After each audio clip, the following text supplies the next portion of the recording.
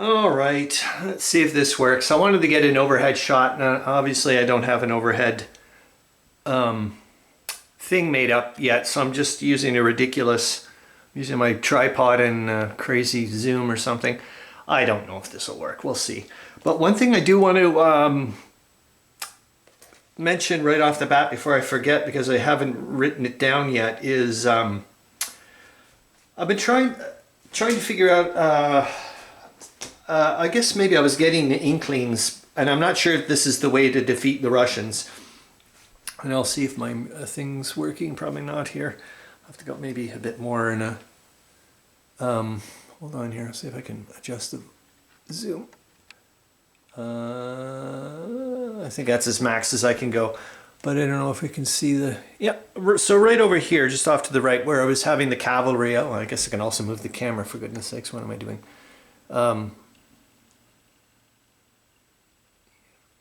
Nice and slow. So, and maybe we'll get it back to crazy zoom mode. Let's see. Maybe that's a bit better. So yeah, like this cavalry, when I started noticing how much grief this has been causing the Russians, as well as down towards Galicia with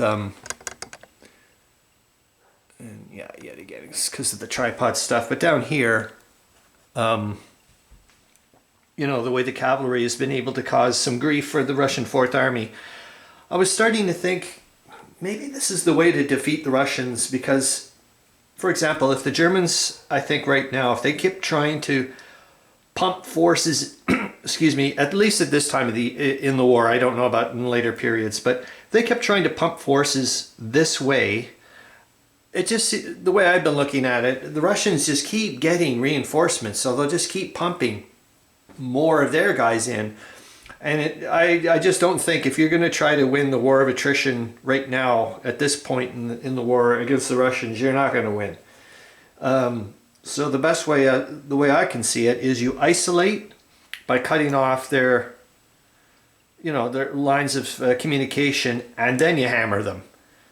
So that you've got to, you know, yet again, plan a few turns ahead and get everything set. But I was starting to think, and this is why I want to record it in the video before I start yabbering on about other stuff, is I'm wondering, what about having like a discrete little force, for example, and all they're out to do is to either take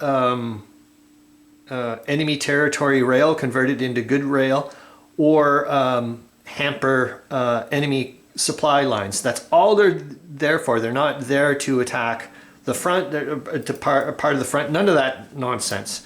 So you just put a few, just get a few strength points and a core HQ, load it up with 10 supply points, and off you go. I don't see what's like. Anyways, I'm going to start trying to explore that option. And another neato thing that I was thinking about this way, when I'm starting to, you start seeing all these moving parts within the turn, I'm like, God, this is almost like borderline RTS, like a real-time strategy thing. If you know what I mean, like there's just so many things going on. And gosh, it must, like I said, I've mentioned this before, I would love to watch somebody who knows how to play this game like really well, and just watch it go like a well-oiled machine, like being able to see them manage a front, as well as starting to convert rail in another area, and, you know, bringing more supplies in. And oh my gosh, it must be just so cool to watch. Hopefully someday I'll be there.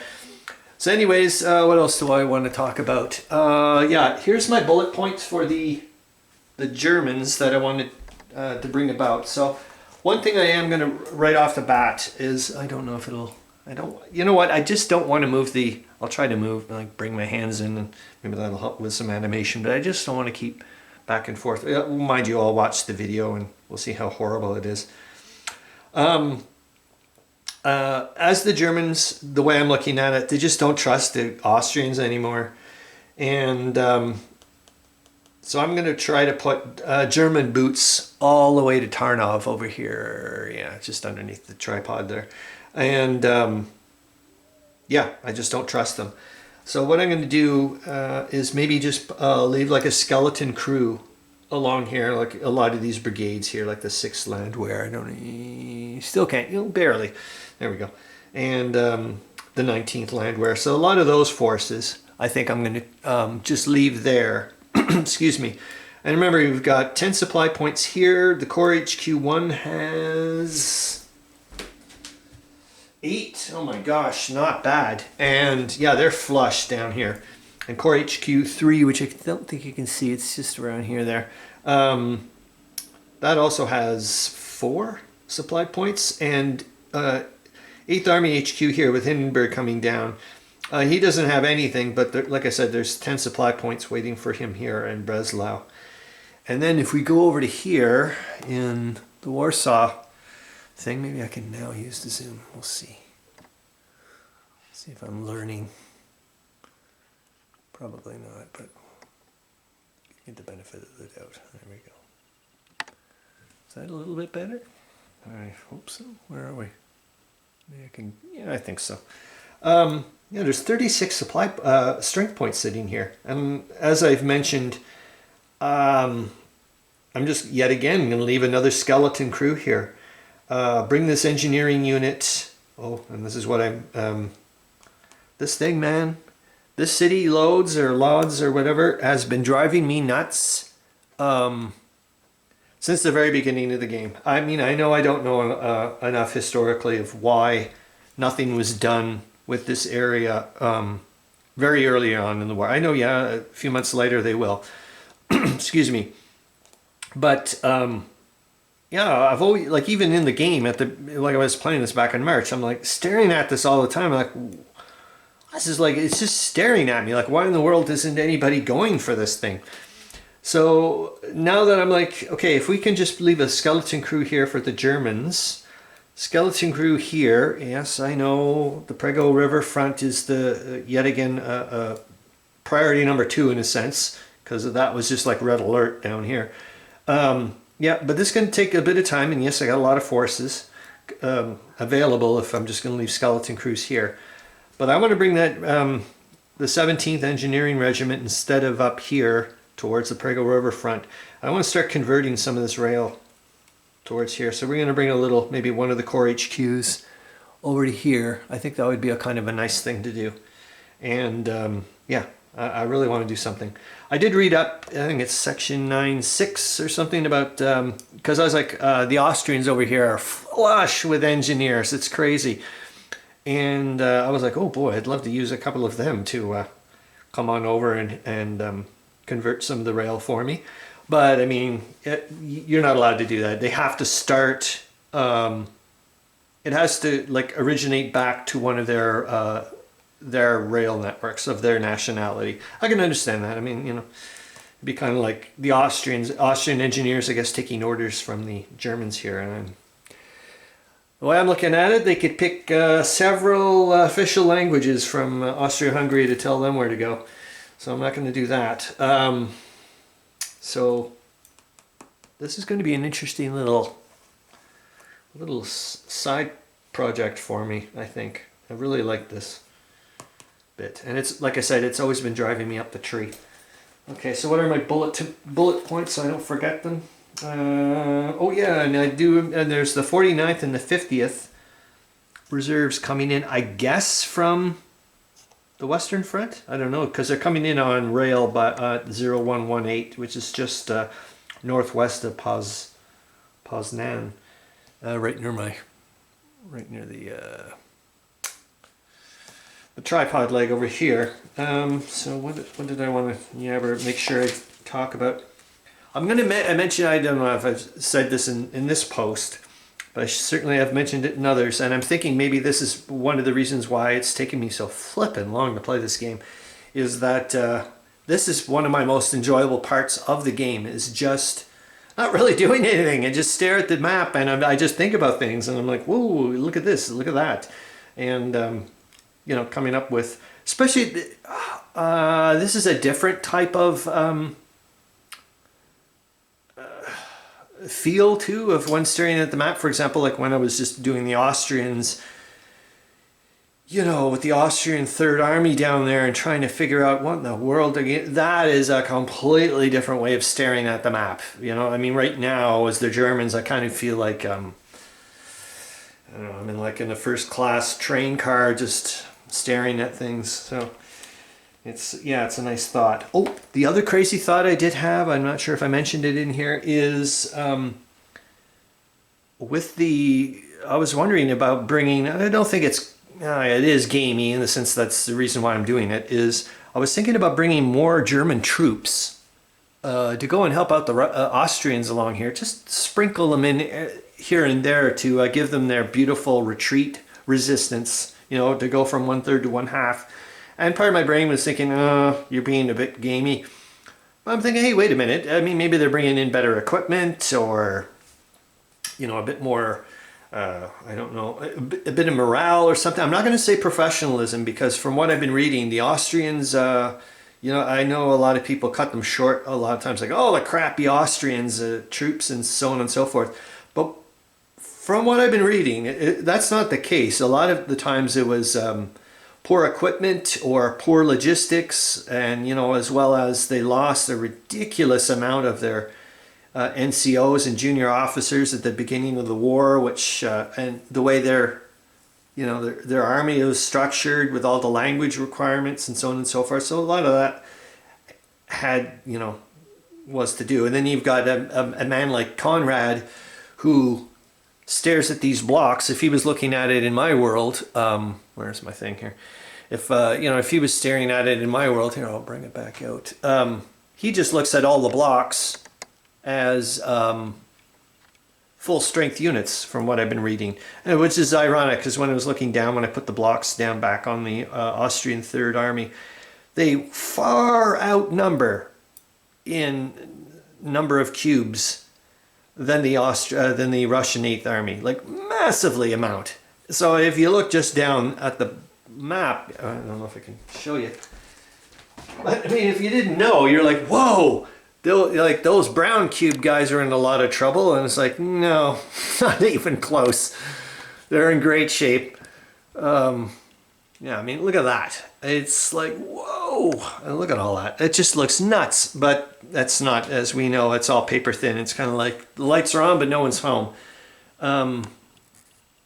Versus the Russians over there. There's a lot of stuff there. So what else? Yeah, I'll take a quickie look with my bullet point stuff. And I don't know if this crazy overhead shot was effective or not. What else did I want to mention? It's weird. Like I was saying also, the Germans, it's unfortunate. Like I said, yet again, I'm doing with the snap. I'm doing this as a snapshot, so I'm not, as I approach the end of the game, I'm not going to go, oh, the Germans are going to start getting ready to shut up shop or whatever. Yes, I understand that the game's over in the sense that Central Powers have lost, but tactically, I don't know if that's the right word or whatnot, but on the ground, in this aspect, they got basically nothing to worry about from what I see. I mean, Russians really aren't a threat. They're just a pain in the ass, really, especially up here. They're just going to be it's going to take them a while to get rid of them, but they're not a real threat anymore, really, as far as I'm concerned. Maybe I'm wrong. What else was I thinking about?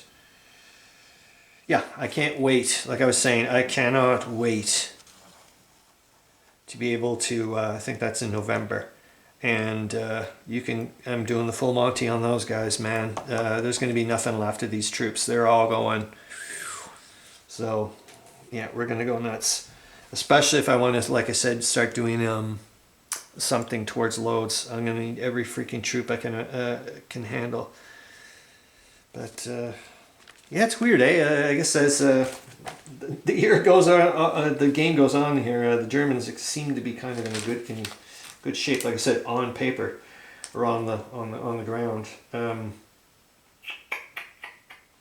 Oh, and there was one thing I forgot to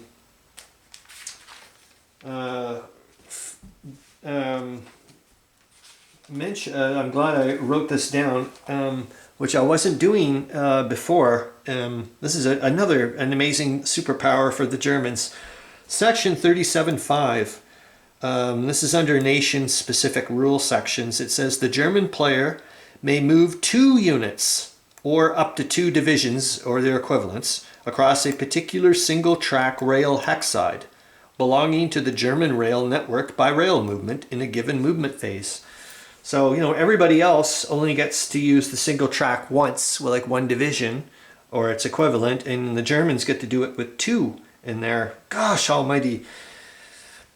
They're just, yeah, if they can keep their, you know, their internal lines going. Nice, nice, nice.